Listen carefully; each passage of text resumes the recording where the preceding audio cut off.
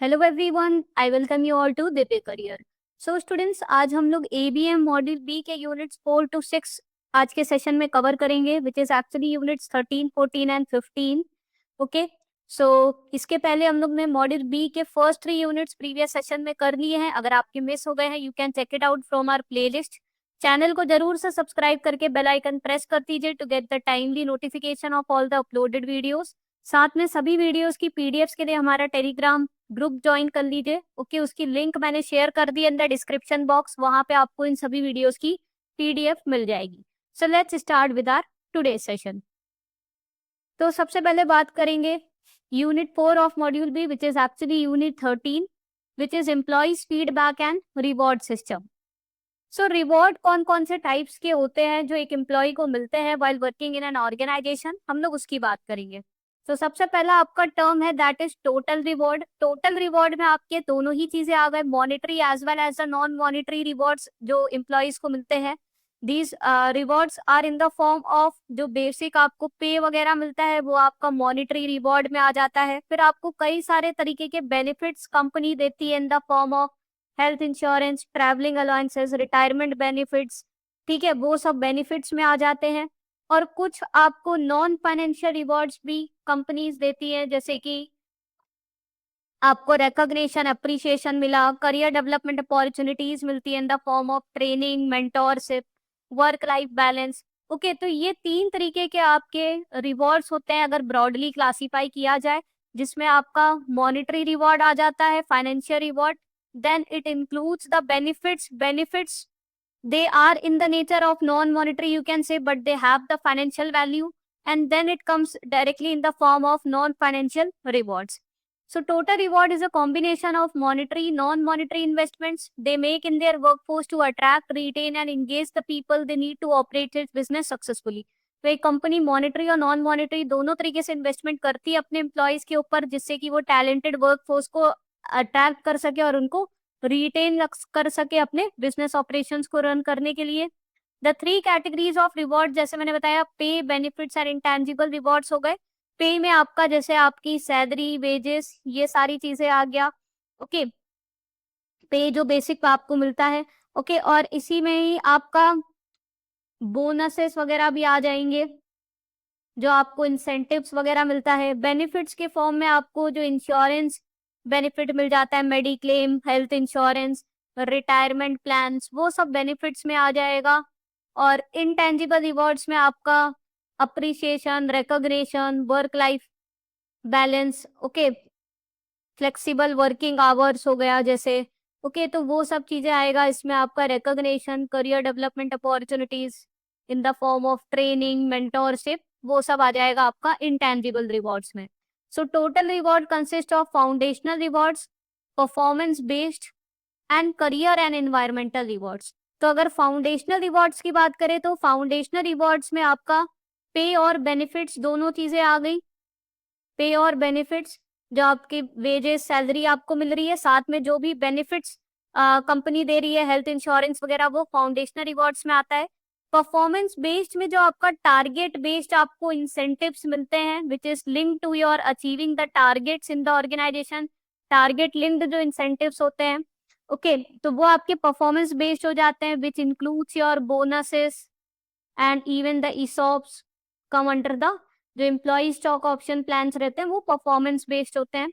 और करियर और environmental rewards में आपके आ जाते हैं, जैसे करियर ग्रोथ अपॉर्चुनिटीज वगैरह आपको मिलती है, ट्रेनिंग वगैरह प्रोवाइड करवाई जाती है आपको, स्किल डेवलपमेंट एक्टिविटीज हो गया, सपोर्टिव वर्क लाइफ बैलेंस हो गया, फ्लेक्सिबल वर्किंग आवर्स हो गया, वो सब आपका करियर एंड इन्वायरमेंटल रिवॉर्ड्स के अंदर में आते हैं। ओके, सो आई होप आपको क्लियर हो गया किस किस टाइप का कैटेगराइजेशन है। The 6 elements of total rewards that collectively defines the organization strategy to attract, motivate and retain and engage the employees are। तो अभी total rewards आपके डिवाइड होते हैं into 6 टाइप्स। इसमें 6 हो गई कैटेगरीज, जिसमें पहला है कॉम्पनसेशन, जिसमें क्या आता है, pay which is provided by the employer to its employees for the services rendered in the form of, जो उन्होंने टाइम अपना दिया है कंपनी को, एफर्ट्स दिए हैं, स्किल्स दी हैं, It includes both the fixed and variable pay which is tied to their performance level. तो compensation उनका salary, wages वो सारी चीजें आ गई. Okay, and it is in the form of fixed pay जो उनको मिलेगा which is not dependent upon how we are performed, but वो fixed pay है.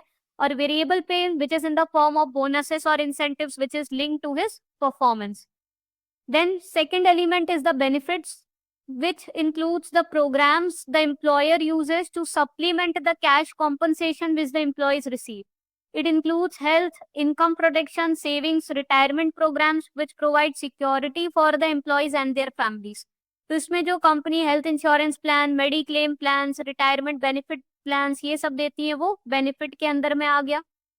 Third, work life effectiveness, a specific set of organizational practices, policies, programs, plus a philosophy that supports the effort to help employees achieve the success at both work and home. इसमें आपका आ गया कि आपको flexible working hours मिल रहे हैं, that you have a proper work life balance. Okay, तो वो चीज आ गई. Recognition, either formal or informal programs that acknowledge or give the special attention to the employee's action, efforts, behavior or performance and support the business strategy by reinforcing the behaviors. तो इसमें आप देखते हो समय समय पर आपके फंक्शंस, प्रोग्राम्स वगैरह बैंक्स भी ऑर्गेनाइज करती है जहाँ पे कुछ टारगेट रखा, उसको अचीव किया जिन एम्प्लॉयज ने, ओके स्पेसिफिक कोई, तो उसमें उनको अप्रिशिएट किया जाता है in the form of medals and certificates. Okay, और साथ में ये हेल्पफुल भी होता है कंपनी के लिए भी क्योंकि एम्प्लॉयज का उससे मोरल बूस्ट होता है and it helps to reinforce such behaviours, क्योंकि थ्रू रिवॉर्ड सिस्टम के थ्रू उनको भी अच्छा लगता है, उनका मोटिवेशन लेवल हाई होता है. So again they try to surpass those targets and all. Then is the performance management. It includes establishing the expectations, skill demonstration, assessment, feedback, continuous improvement. Performance management में आ गया जो उन्होंने performance करी है employees की उसका इवैल्यूएशन करना, assessment करना, तो इसके थ्रू उनको एक प्रॉपर फीडबैक मिल पाता है regarding how they have performed. इससे उनको उनकी स्ट्रेंथ्स और वीकनेसेस कौन से एरियाज में है वो पता चल पाती है and it helps them to continuously improve on it. Then talent development provides the opportunity and tools to the employees to advance their skills and competencies in both the short term and long term careers. So talent development activities जो organization provide करती है, it is in the form of trainings programs जो समय समय पर conduct करती है and other kind of mentorship programs which helps the employees to perform better in their jobs and also helps them in the career development. Okay. Next हमारा topic है important इस chapter के अंदर, दैट इज जॉब इवैल्यूएशन. तो जैसे कि meaning ही आप देख रहे हो, जॉब इवैल्यूएशन का क्या मतलब होता है. Job evaluation where you are evaluating the value of one job in relative to the other job. Okay, तो एक जॉब को आप क्या कर रहे हो, अप्रेज कर रहे हो, देख रहे हो कि भाई उसकी क्या वैल्यू है, उसको इवैल्यूएट कर रहे हो, उसकी क्या इंपॉर्टेंस है. उसके बेसिस पे आप डिसाइड करते हो कि भाई कितनी ज्यादा इस जॉब के अंदर को करने के लिए कितना ज्यादा हमें स्किल रिक्वायरमेंट है, कितना एफर्ट्स लगेगा, कितना टाइम लगेगा. उसके हिसाब से उस स्पेसिफिक जॉब का कॉम्पनसेशन रेट डिटरमाइन किया जाता है. तो जितना ज्यादा एफर्ट्स, स्किल और टाइम लगेगा उतना ज्यादा कॉम्पनसेशन रेट रहेगा. So job evaluation is a method of appraising the value or a worth of one job in comparison to other jobs in the organization.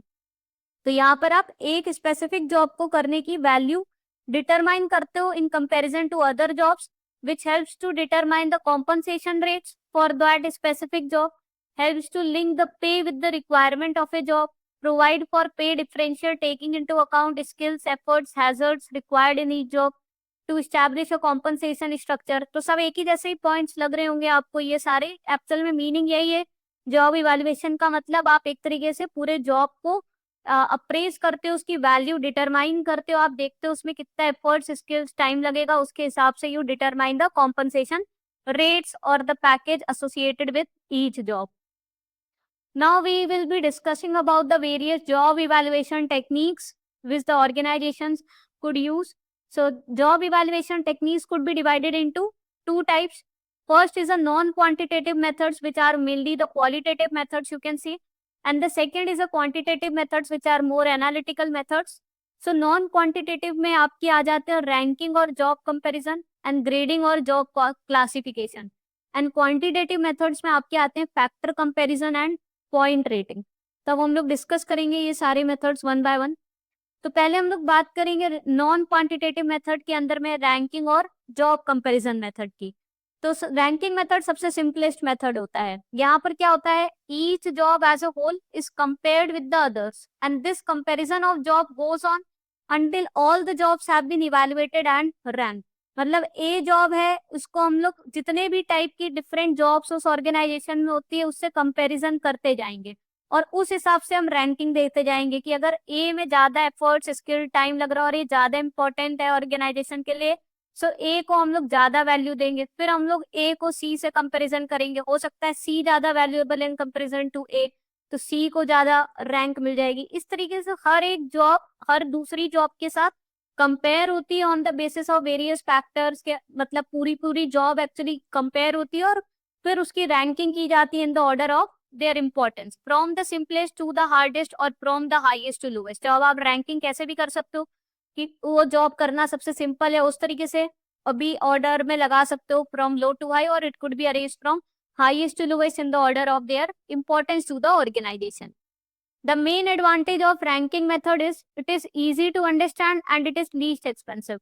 ठीक है, तो ये इसके मेन एडवांटेजेस है। सबसे इजी मेथड है इसको करने का, ठीक है, उसमें कुछ ज्यादा दिमाग लगाना नहीं है, पूरी पूरी एक जॉब लेनी है और दूसरी जॉब से कंपेयर कर देनी है इन द ओके पूरा पूरा, और किस बेसिस पे कि उसकी कितनी इंपॉर्टेंस है या कितना डिफिकल्टी लेवल है और उस हिसाब से फिर उसको रैंक में लगा देना है। लिमिटेशन क्या है इस मेथड का, that it is subjective in nature due to which employ may feel offended and also it may not be fruitful in case of big organisation.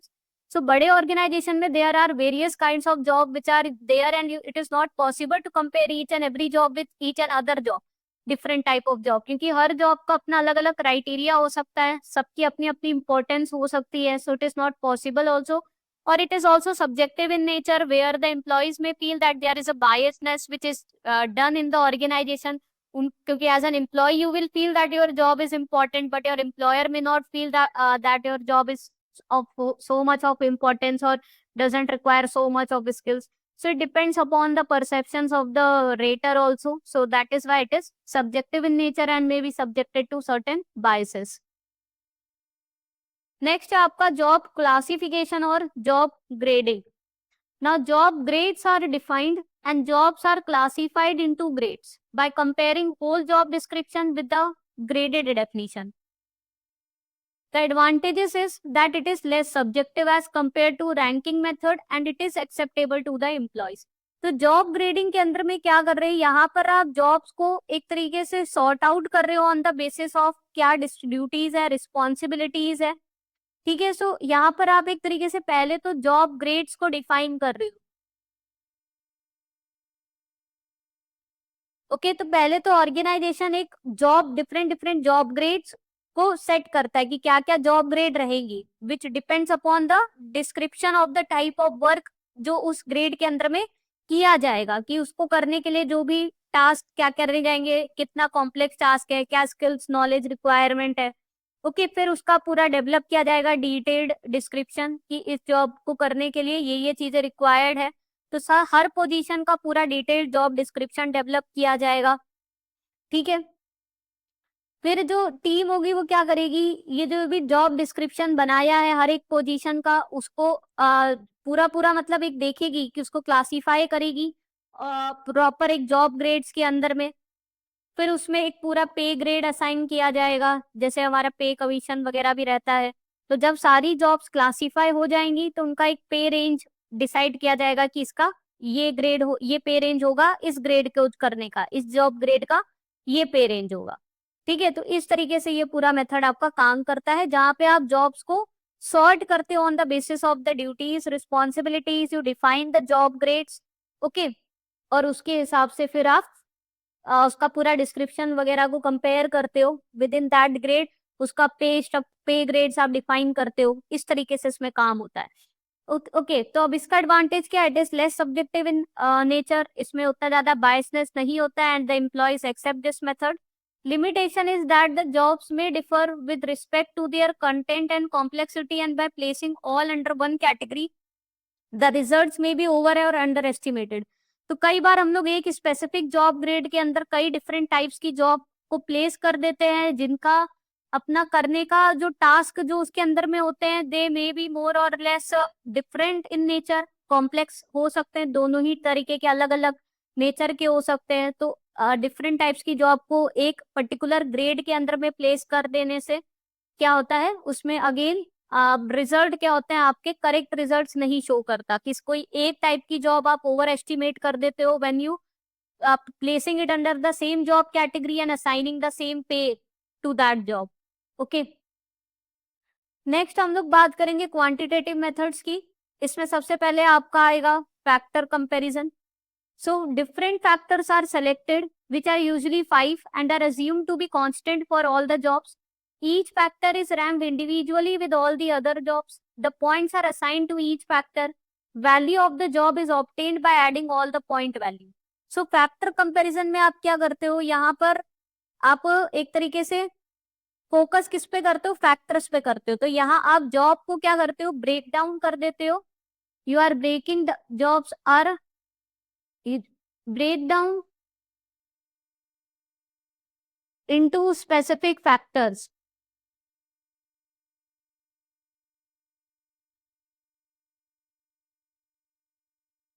और आप क्या कर रहे हो, यहाँ पे जॉब्स को कंपेयर करते हो against each other on the basis of these factors that you have created, like skill, efforts, responsibility.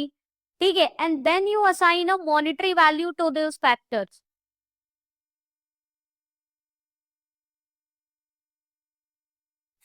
ठीक है, तो फिर आप क्या करते हो, you assign monetary value to each factor for the benchmark job. जो बेंचमार्क आपका एक क्रिएट करते हो एक स्टैंडर्ड जॉब, उसमें डिफरेंट फैक्टर्स आपने देख लिए, स्किल्स इतना हमें जरूरत है, इतना एफर्ट्स, इतना responsibility, assign the monetary value to each factor for the benchmark job. और फिर उसको आप कंपेयर करते हो टू द अदर जॉब्स, और उसको फिर उस हिसाब से आप वैल्यू करते हो और रैंकिंग देते हो।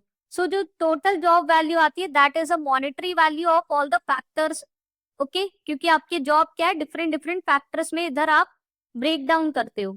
Okay, so you rank a job based on the specific factors here like skill, efforts, responsibility. Okay, and you compare the new jobs to all these benchmark jobs. ठीक है, so the advantage of this method is it is consistent and less subjective, but it is the complex and expensive method. तो advantage क्या है कि एक less subjective होता है because you have already set the benchmark jobs and you have already decided the factors which are constant for all the jobs. Okay, and now you are just comparing the these jobs with those benchmark jobs and then assigning the finding out the total monetary value of it. So it is less subjective and consistent in nature because the factors that you have selected are constant, but it is a complex method to do and also involves lot of time and money. Next आपका आता है point ranking method. Under this method each job की factor is identified and then the sub factors are determined. The sub-factors are then assigned the point by its importance. Points are calculated by multiplying the degrees by the weights. Points so allocated to various factors of job are summed up. Jobs with the similar total points are placed in the similar pay grade. The sum of points gives the index of the relative significance of the jobs that are rated.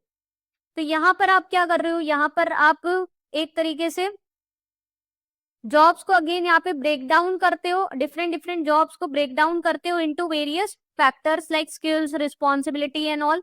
फिर each factor, जो हर एक factor है, there you assign a certain number of points. हर factor को पहले job को आप डिवाइड कर रहे हो into various factors, then you are assigning certain points to these factors on the basis of their importance. उस हर फैक्टर की कितनी इंपॉर्टेंस है उसके बेसिस पर आप उस फैक्टर्स को क्या है, पॉइंट असाइन करते हो. फिर ये जो टोटल पॉइंट्स होते हैं इसको आप कैलकुलेट करते हो. You find the total sum of all these points. ठीक है, इसका आप टोटल सम करते हो तो आप टोटल पॉइंट्स कैलकुलेट करते हो फॉर एवरी फैक्टर. तो इस तरीके से ये पूरा आपका काम करता है because here the points are summed up to create a total score. ठीक है, और जो न्यूमेरिकल जो एक स्कोर आता है, it actually tells you the worth of each job, relative worth इससे पता चलती है. Now this method is less subjective and it is error free as the rater sees the job from all the perspectives. यहाँ पे हर perspective से job को compare किया जा रहा है, so it is less subjective but again it is more time consuming. since the points and the wages scale has to be decided for each factor as well as the sub factor. तो आप factor के साथ यहाँ पर आप सब factors पे भी काम कर रहे हो, ओके उसको भी सब डिवाइड कर रहे हो, देन आप उसको टोटल पॉइंट फाइंड आउट कर रहे हो, ओके और फिर उसका पे ग्रेड डिटरमाइन कर रहे हो. So it is a very time consuming process. So इसके साथ यूनिट 13 ओवर होता है हमारा इंपॉर्टेंट. जो भी था टॉपिक्स हमने कर लिया. अब हम लोग यूनिट 14 पे आते हैं which is performance management. Performance management क्या होता है? Performance appraisal is an important tool by which organization review the employee performance, take the corrective steps through the training interventions or placement decisions, reward the good performance and attempt to take the employee performance to a highest level. So performance appraisal का मतलब ये होता है जहां आप evaluate करते हो कि employee ने कैसा perform किया over the certain time period. It can be done on a quarterly basis or an annual basis. उनके आप analyze करते हो क्या क्या strengths and weaknesses है, ओके और इससे आपको ये भी पता चलता है कौन से वीक एरियाज है. सो यू डिजाइन की अब कौन से एम्प्लॉयज को कैसी ट्रेनिंग रिक्वायरमेंट की जरूरत है. You apply the corrective measures. Okay now let's see the different methods of performance appraisal जो डिवाइडेड है into two parts. One is the traditional tools and the second is the modern tools. तो पहले हम लोग बात करेंगे one by one about the traditional tools of appraising the performance of employees. तो first आपका सिंपली मेथड है which is free form essay method, जहाँ पे अप्रेजर जो है वो एक पूरा राइटिंग में लिखता है. जैसे आप किसी टॉपिक पे ऐसे लिखते हो वैसे ही वो एम्प्लॉयर जिसको इवेल्युएट करना है जिस एम्प्लॉय को उसके बारे में सब कुछ लिखेगा, पूरा ऐसे राइटिंग करेगा कि भाई उसको ये नॉलेज है, ये उसके स्ट्रेंथ्स है, ओके उसका ये एटीट्यूड है, ये ड्रॉबैक है, ठीक है उसके अंदर में ये कमियां हैं और ये अच्छाइयां हैं और उस हिसाब से फिर इवेल्युएशन होता है. So the appraiser here makes a free-form, open-ended appraisal of the employee. This system gives absolute freedom to the superior to write about the job knowledge, employee's attitude, and the development needs. तो कितनी उसको knowledge है अपने job से regarding उसके बारे में पूरा वो डिटेल्ड वे में बताता है. कैसा उसका एटीट्यूड है towards the job, weather he has a positive और नेगेटिव एटीट्यूड, क्या डेवलपमेंट नीड्स है, क्या उसको किस एरियाज में ट्रेनिंग देने की रिक्वायरमेंट है. तो ये पूरा एक ओपन एंडेड फॉर्म में उसके बारे में समरी राइटिंग होती है. The drawback of this system is it could lead to a totally subjective evaluation. अब अगेन जो रेटर है जो कि एक तरीके से ऐसे राइटिंग कर रहा है एम्प्लॉयज को, सो ही में have certain kind of prejudices developed against that. उसको वो एम्प्लॉय हो सकता है ज्यादा ना पसंद हो तो उसका कारण भी काफी बायस्ड ऑब्जर्वेशंस वो दे सकता है. So that is why it is subject to lot of biases. Second method is straight ranking method, which is again the most simplest and the traditional method of doing the performance appraisal. Here the relative position of each employee is assessed. People are rated in the order of merit and placed in a grouping. This system suffers from numerous drawbacks as it is difficult to compare an individual with others having the varying behavior trait. तो यहाँ पर आप कुछ नहीं करते हो, हर एक employ को दूसरे एम्प्लॉय के साथ क्या है कंपेयर करते हो और फिर उसको अरेंज कर देते हो एक ऑर्डर में on the basis of highest to lowest performer के बेसिस में. अब क्या है कि अब इसमें सबसे बड़ा ड्रॉबैक ये है कि हर एक इंडिविजुअल सेम तो होता नहीं है, किसी में कोई एक बिहेवियर ट्रेट अच्छा होगा, किसी में दूसरा अच्छा होगा. So it is subjected to again a lot of biases. Okay next है आपका paired comparison method. In this method, two employees are compared at a time and an overall ranking is worked out by taking into account how many times employee was preferred in comparison to other employees. यहाँ पर एक बार में दो दो employees का comparison हो रहा है. जैसे ए और बी का हुआ तो ए बी में कौन बेटर है, अच्छा ए बेटर है. फिर ए और सी का हुआ, अब कौन बेटर है, फिर ए और डी का हुआ. इस तरीके से पेयर्ड में कंपैरिजन होता है. यहाँ पे दो एम्प्लॉय का एक साथ होता है और फिर उस एम्प्लॉय का हर एक एम्प्लॉय के साथ होता है और फिर ये देखा जाता है कि कितनी बार एक स्पेसिफिक एम्प्लॉय को बेटर है वो दूसरे एम्प्लॉय से. So total number of times each employee is rated as better, that decides his final rank. Okay so इस तरीके से we could provide a relative ranking to the employees from high to low in this method. Okay तो अब again ये small groups के लिए तो अच्छा है, दो दो करके आप कर रहे हो तो स्मॉल ग्रुप्स के लिए this method is good. But again it is very much time consuming for the large groups. बहुत सारे लोग हैं तो आप ऐसा दो दो करके हर एक को कंपैरिजन करोगे so it will take a lot of time. Next आपका मेथड है grading method. This is the simplest method where certain features are considered for grading such as analytical ability और जॉब नॉलेज एक्सेट्रा.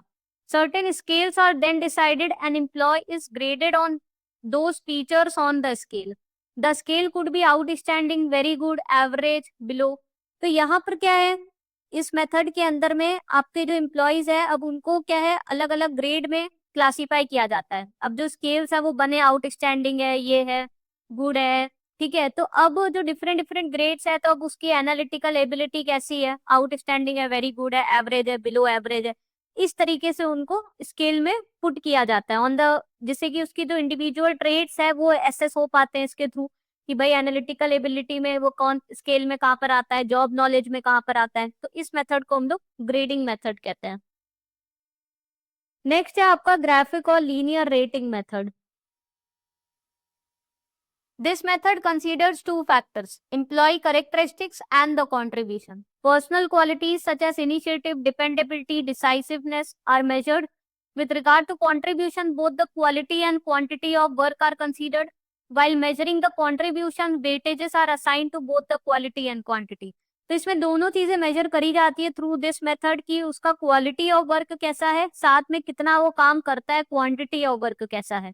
सो इसके through इस method में एक rating scale again use किया जाता है which helps to evaluate the employees on the various trait, okay, and it is represented as a simple scale you can say, okay.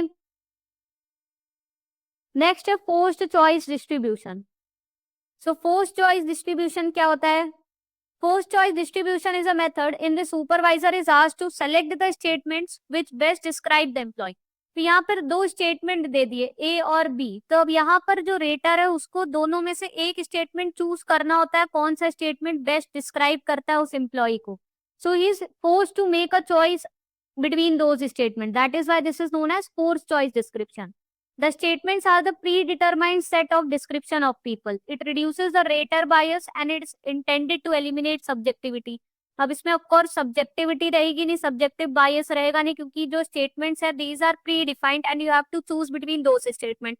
But many a times what happens, ये हो सकता है the statements which are presented to employers they may be wrongly framed, okay, तो वो frame wrongly हो सकता है और he may have interpreted in a wrong way, तो वो इसका एक मेन डिसएडवांटेज हो जाता है। नेक्स्ट है कोस्ट डिस्ट्रीब्यूशन मेथड।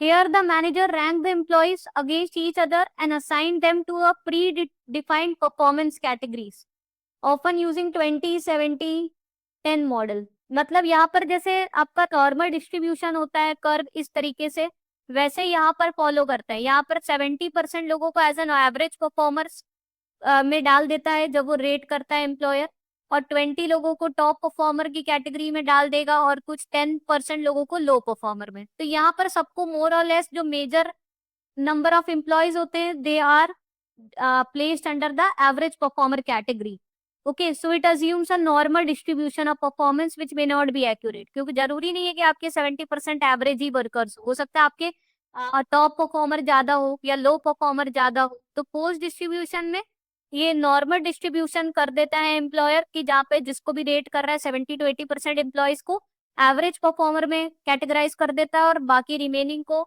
एक्सपेरिमेंट्स में वेरी टॉप और एकदम बॉटम में असाइन करता है। Next group appraisal method.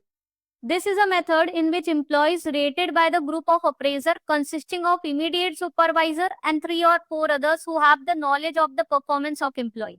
The advantage is that it is a thorough method with the least bias as it involves the multiple rater.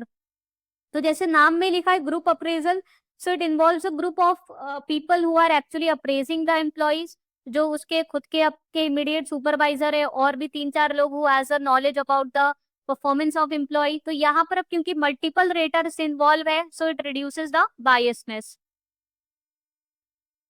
तो इसके साथ हमारे traditional methods of performance evaluation खत्म होते हैं। Now we come to modern methods. So first है assessment centre workshops. Assessment centre में क्या होता है, यहाँ पर मेनली यूज होता है to choose a person for the first level supervisory position, जैसे क्लर्क से ऑफिसर के लिए रहते हैं ना, तो उसके लिए मेनली यूज होता है। जहां पर असेसमेंट सेंटर्स होते हैं डिफरेंट डिफरेंट, तो वहां पर कई सारे सिमुलेशन गेम्स खिलवाए जाते हैं, रोल प्लेइंग हो गई, केस स्टडी हो गई, इन बास्केट एक्सरसाइजेस हो गई। तो उसको जो मैनेजर्स है वो ऑब्जर्व करते हैं कि जो एम्प्लॉयज है वो कैसा परफॉर्म कर रहे हैं इन डिफरेंट सिचुएशंस में, इन डिफरेंट केस स्टडीज में, इन डिफरेंट गेम्स में। तो उस हिसाब से वो उनको असेस करते हैं उनकी परफॉर्मेंस को और whether they are ready for the further promotion और not. So this method uses a number of assessors and different assessment tools in the form of activities like job related simulated situation, behavior of the employees assessed through their performance in the different activities like group discussion, business games, in basket exercises. तो ये सब different games activities में observe किया जाता है उनका performance और उसके हिसाब से उनको रेटिंग दी जाती है. इन बास्केट एक्सरसाइज होता है जैसे कि एक आपके पास बास्केट है, उसमें कई सारे आइटम्स है, like you have the reports, you have the emails, you have the call logs. तो आपको प्रायोरिटी अपना डिसाइड करना है कि आप पहले कौन सा काम किस तरीके से करोगे. So how you are going to schedule your activities, how you are going to prioritize your work, वो चीजें चेक करी जाती है आपकी इन बास्केट एक्सरसाइज में. ओके, नेक्स्ट आपका टूल है that is management by objective. It was given by Peter F Drucker. He has first talked about this MBO in his book the practices of management. So MBO क्या होता है? It is a collaborative process where employees and the managers jointly set the smart goals. Smart का full form है specific, measurable, achievable, relevant and time bound. ऐसे goal set करते हैं जो कि स्पेसिफिक हो, पता हो कि क्या गोल है, which could be measured, achievable हो, ऐसा रियलिस्टिक गोल होने चाहिए, relevant to the organization and which could be achieved within a short time frame. So time bounded होने चाहिए. तो इसमें मैनेजर और एम्प्लॉइज दोनों को जॉइंटली डिटरमाइन करते हैं गोल्स एंड ऑब्जेक्टिव्स को for a set period. Performance is then evaluated based on the achievement of these objectives which are design to align the individual performance with the organization strategic goals. Okay, तो यहाँ पर एक goals को decide करते हैं. Here the goals are decided by the employers in the conference with the employees. दोनों मिलके decide करते हैं और फिर इसमें एम्प्लॉइज भी क्योंकि इंक्लूड है in deciding the goals, so वो अच्छा ज्यादा एफर्ट्स लगाने की कोशिश करता है to achieve those objectives. And it is a result oriented system which emphasizes on the goal achievement rather than the method involve. तो यहाँ पे सारा फोकस होता है कि जो गोल्स हैं वो अचीव हो सके. It is a result oriented activity rather than on the means which has been used to achieve those results. तो मीन से ज्यादा फोकस होता है ऑन द एंड गोल्स जो कि एम्प्लॉयर और एम्प्लॉइज मिलके सेट करते हैं. So this is MBO process. Next है आपका human asset accounting method.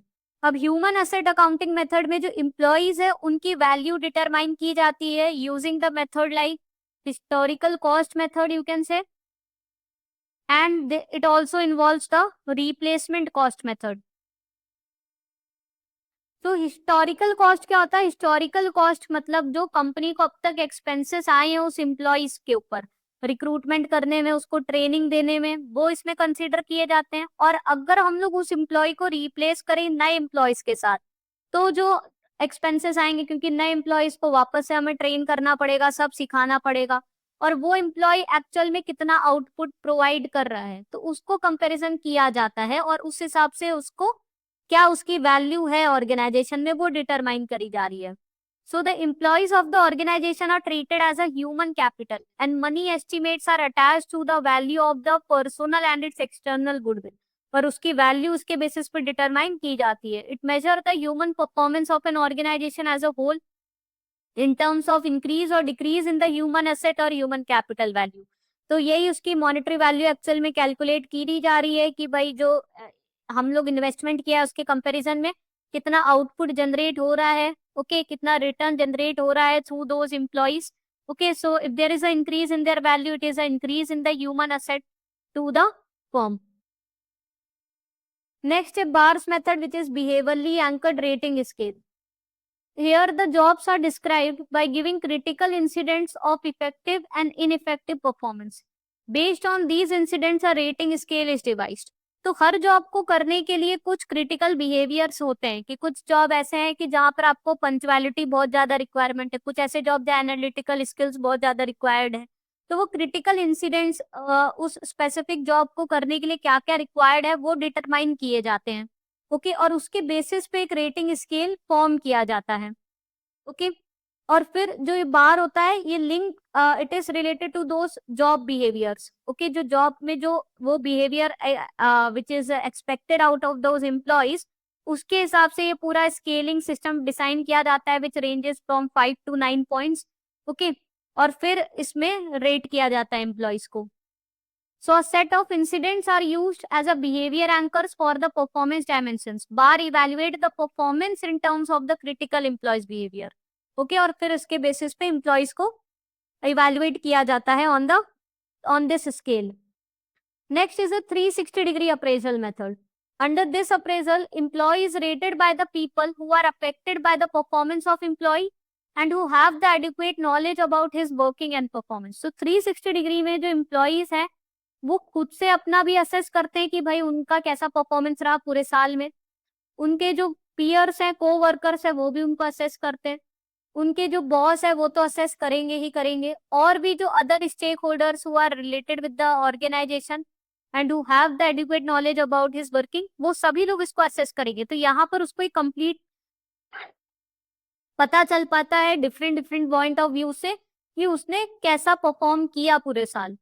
So here the appraisal is done by the seniors, colleagues, subordinates, suppliers, customers and other stakeholders. It includes the self-assessment also by the employee himself. So that is why it is known as 360-degree appraisal, where full appraisal is done by of the employee by the employee himself, by his co-workers, by his immediate bosses, by the other people who are associated with him.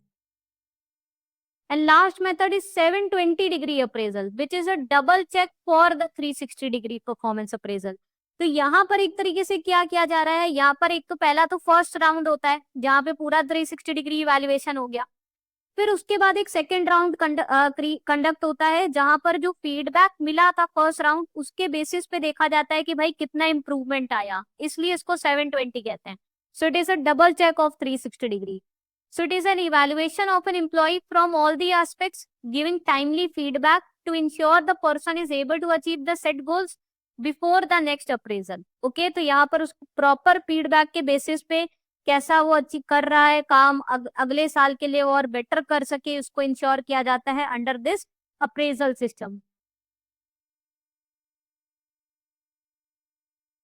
तो इसके साथ unit 14 over होता है. Next अब हम लोग discuss करेंगे unit 15, जो कि एक इजी चैप्टर है, छोटा चैप्टर भी है, which is conflict management and negotiation. So conflict management का मतलब क्या होता है, यहाँ पर क्या होता है, कई सारे कॉन्फ्लिक्ट्स और डिसएग्रीमेंट्स ऑफकोर्स अराइज होते हैं ऑर्गेनाइजेशन में, क्योंकि बहुत सारे अलग टाइप के इंडिविजुअल्स काम करते हैं, having their own opinions, belief systems and everything. ठीक है, सबका थॉट प्रोसेस अलग होता है. So conflict management is a process of identifying the disagreements and resolving those agreements in a constructive manner, कि जिससे जो नेगेटिव इम्पैक्ट है वो मिनिमाइज हो सके. That is called a conflict management. So conflict is defined as a clash between the individuals arising out of the differences in thought process, attitudes, understanding and interest. And conflict management is resolving these disagreements in a constructive manner so as to reduce the negative impacts. Now let's see the different principles of the conflict. तो पहला है conflict is universal. Universal होता है because conflict is a natural, जो कि होगा ही between the individuals group. Okay. So it is universal in nature. हर जगह कॉन्फ्लिक्ट होता है, ऐसा नहीं है कि एक स्पेसिफिक टाइप के ऑर्गेनाइजेशन में ही कॉन्फ्लिक्ट हो रहा है या एक स्पेसिफिक जॉब में ही हो रहा है. It is everywhere. Then conflict is associated with incompatible goals. तो कॉन्फ्लिक्ट कब अराइज होता है, जब आपके गोल्स है, नीड्स है, डिफरेंट पार्टीज के जो होते हैं दैट आर म्यूचुअली एक्सक्लूसिव. आपके गोल्स अलग है, आपके नीड्स अलग है, और जो आपसे एक्सपेक्ट कर रहा है उसके गोल्स और नीड्स अलग है. That is why conflict arises. Conflict is associated with scarce resources. Okay, तो अब जो resources है they are limited in quantity. So there is a conflict because everyone is trying to gain those resources. Okay, and like resources can be anything. It could be the physical resource, it could be the human resource as well. Okay, so that is again the reason for the conflict. Conflict is associated with interference. Conflict occurs कब होता है, जब हमें ऐसा लगता है कि एक पार्टी ये परसीव करती है कि अदर पार्टी इंटरफेयर कर रही है या उसको ब्लॉक कर रही है टू अचीव हिज गोल्स. तभी कॉन्फ्लिक्ट होता है जब हमको लगता है कि दूसरी पार्टी हमें गोल्स हम ना अचीव कर पाए उसमें इंटरफेयर कर रही है. So it is associated with the interference. Conflict is not a sign of poor relationship. So conflict भले ही हेल्दी रिलेशनशिप्स भी हो तब भी कॉन्फ्लिक्ट अकर हो सकता है. ओके, और it should not be considered as a sign of poor relationship and also should not be seen as a sign of failure. Rather, it should be taken as an opportunity for the further growth. ठीक है. Then conflict cannot be avoided. Conflict देख क्या होता है कि inevitable part होता है और इसको पूरी तरीके से अवॉइड करना ऑफकोर्स कभी भी फ्रूटफुल नहीं होता है और ना अवॉइड किया जा सकता है। Conflict can not always be resolved. तो अब डिफरेंट डिफरेंट टाइम पीरियड में different types of conflict arise होते हैं। तो कुछ कॉन्फ्लिक्ट मैनेज हो पाते हैं और कुछ कॉन्फ्लिक्ट का जो आउटकम होता है it may not be satisfactory for all the parties. Okay, so एक तरीके से प्रॉपर वे में सारे तरीके के डिसएग्रीमेंट्स रिजॉल्व नहीं हो सकते। तो these are the main principles of conflict. Now let's see the different types of conflicts that are present. So first is a task conflict. अब टास्क कॉन्फ्लिक्ट हो रहा है which is related with differences based on the work details and goals, कि work को कैसे करना है, उसमें डिफरेंट ओपिनियंस है, डिफरेंट मेथड्स है, डिफरेंट प्रायोरिटीज है, रिसोर्सेस एलोकेशन अगेन उसमें आ गया। So it includes assignment given to employees, dispute about sharing the resources, difference of opinion on the procedure and policies, and even on the interpretation of the facts. The best way to resolve the task conflict is to engage the involved parties in a collaborative problem solving process. So एक team work के साथ एक collaborative nature बनाकर पूरा atmosphere बना के so that every party in those conflict could come up with the mid level. Okay, तो उससे कॉन्फ्लिक्ट क्या है रिजॉल्व हो सकता है when it is associated with any kind of work activity और the task. Then there are relationship conflicts. Relationship conflict is a type of personal conflict that develops over the disagreements and differences between the individuals or group. This conflict is over personal issues and not work related. So जो आपकी personality अलग है, आपका belief opinions अलग है, उसकी वजह से कॉन्फ्लिक्ट्स हो रहे हैं, that is a relationship conflict. इसमें आप और ज्यादा कम्युनिकेट करो आपस में, ओके तो उससे आप ज्यादा अंडरस्टैंडिंग डेवलप कर पाते हो, दूसरे के पर्सपेक्टिव को बेटर वे में समझ पाते हो। So relationship conflict arises due to differences in the personality state, style, taste, and working style.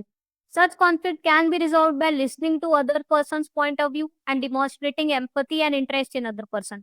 तो जब तक आप ओपन कम्युनिकेशन नहीं करोगे दूसरों के साथ, you can never understand others point of view और तब तक कॉन्फ्लिक्ट रिजॉल्व नहीं होंगे।